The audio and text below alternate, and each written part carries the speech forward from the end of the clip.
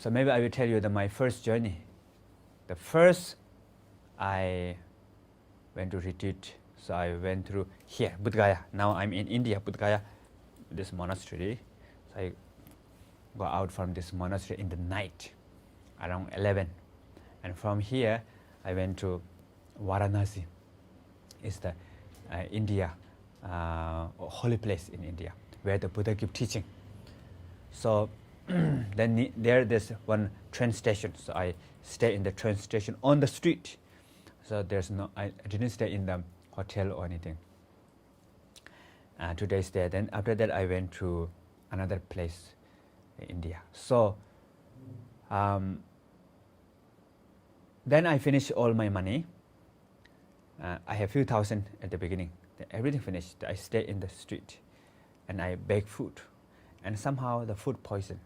I got diarrhea, vomiting, and then for few days, then one day, I thought I'm going to die because I cannot move my body. My body become paralyzed, cannot hear, cannot see. But my mind's very clear, more clear than normal.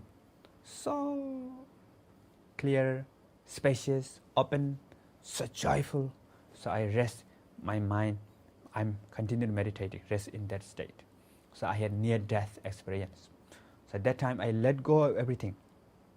Although I practiced meditation for many years, but still I have a lot of subtle, attachment, grasping. So there's many layers. I let go, let go, let go. After a few hours later, I come back to life again. So after that, everything becomes really, really precious. My body becomes very light. Anything what I see, so nice. So I can stay on the street easily. I can stay anywhere. And everything become so nice. Before that, I see some, I think, very, very unclean.